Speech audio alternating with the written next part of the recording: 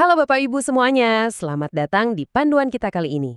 Kita bakal bedah tuntas langkah-langkah pasti dan tanggal-tanggal krusial untuk ngamanin kursi putra-putri Bapak dan Ibu di SMP Negeri Surakarta untuk tahun ajaran mendatang. Proses penerimaan murid baru ini emang kadang bikin pusing ya dengan segudang persyaratannya. Tapi tenang aja, hari ini kita bakal ngerombak dokumen resmi pemerintah menjadi panduan yang sangat jelas, sistematis, dan pastinya gampang banget buat ikutin. Nah, ini dia rute peta perjalanan kita hari ini. Mulai dari pengantar singkat, tahapan inti, jadwal buat jalur khusus, lalu afirmasi dan prestasi, domisili sampai hari pertama sekolah. Yuk, langsung kita mulai aja. Bagian pertama, kita masuk ke pengantar dasar SPMB. Sebagai landasan, Bapak dan Ibu nggak perlu khawatir soal validitasnya. Panduan ini benar-benar murni kita ambil secara ketat dari petunjuk teknis resmi pemerintah kota dan Dinas Pendidikan Surakarta.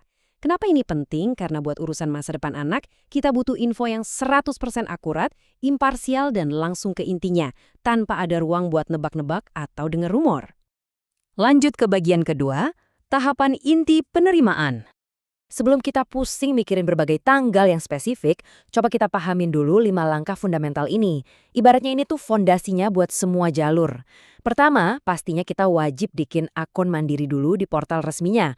Terus, tahap kedua, verifikasi berkas. Habis itu barulah kita masuk ke tahap ketiga, pendaftaran buat milih sekolah. Kalau udah, tinggal nunggu pengumuman dan ditutup dengan daftar ulang. Gampang kan? Kalau kita udah paham 5 alur dasar ini, jadwal serumit apapun nanti pasti kerasa jauh lebih masuk akal. Bagian ketiga, jadwal jalur khusus. Nah, apa sih bedanya jalur khusus ini sama reguler? Ini krusial banget buat dipahami. Kalau rute reguler itu kan semuanya serba online ya, tinggal upload sama verifikasi dokumen aja. Tapi untuk program khusus kayak sekolah olahraga atau kelas PK, itu butuh kehadiran fisik langsung. Artinya, anak-anak kita nggak cuma dinilai dari selembar kertas rapor, tapi mereka benar-benar harus turun langsung buat ikut tes kebugaran, uji coba praktik olahraga, sampai wawancara khusus. Yuk, siapin catatannya ya. Kalau targetnya ke program khusus ini, perjalanan Bapak dan Ibu harus dimulai lebih awal banget, yaitu di bulan Mei. Tanggal 4-8 Mei itu udah mulai jadwal buat bikin akun dan verifikasi. Terus, rentetan tes fisiknya bakal padat banget di minggu ketiga Mei. Rangkaian ini bakal ditutup sama pengumuman final di tanggal 3 Juni. Dan, perhatikan masa daftar ulangnya. Itu super singkat, cuma sampai tanggal 5 Juni aja. Biar lebih kebayang, kita bedah detail aktivitasnya. Uji coba olahraga buat SKO itu berlangsung di tanggal 21 sampai 22 Mei. Sementara buat kelas PK di SMPN 24 dan 25, jadwalnya dipecah. Ada wawancara orang tua tanggal 20 sampai 22 Mei, terus langsung disambung tes kesamaptaan atau tes fisik di UNS tanggal 25 sama 26 Mei. Jadwalnya berderet lumayan padat loh, jadi pastikan stamina anak dan waktu luang keluarga benar-benar diatur dari sekarang. Kita beralih ke bagian keempat, tanggal afirmasi dan prestasi. Oke, buat yang mau pakai jalur prestasi yang pakai nilai atau jalur afirmasi, ini khusus untuk keluarga kurang mampu, anak panti asuhan, atau siswa disabilitas ya. Jendela waktu Bapak dan Ibu baru terbuka di awal Juni. Tanggal 2-5 Juni buat bikin akun. Nah, pendaftaran online-nya itu tanggal 8-11 Juni. Dan tolong digarisbawahi ya, pendaftarannya bakal ditutup persis jam 3 sore di hari Kamis 11 Juni. Bener-bener jangan ditunda sampai menit terakhir. Bagian kelima, yang paling masif, tanggal domisili dan perpindahan. Buat Bapak dan Ibu yang rencananya mau daftar murni pakai zonasi alamat atau kartu keluarga, mungkin dari tadi penasaran. Kok jalur domisili belum disebut-sebut? Kapan sih pastinya kita bisa daftar di sistem? Jawabannya ada di kalender akhir bulan Juni, nyebrang ke Juli. Kenapa ditaruh agak belakangan? Sebenarnya ini tuh dirancang buat jadi jaring pengaman.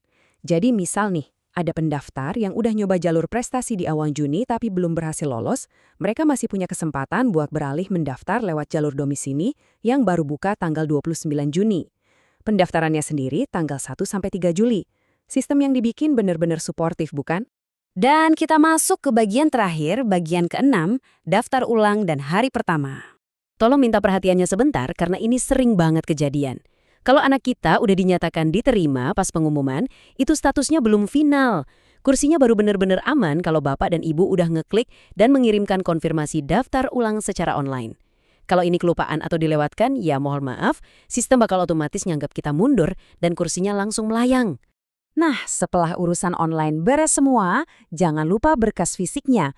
Bapak dan Ibu wajib bawa fotokopi KK, akte kelahiran, dan surat keterangan lulus buat diserahin langsung ke sekolah pas hari pertama masuk.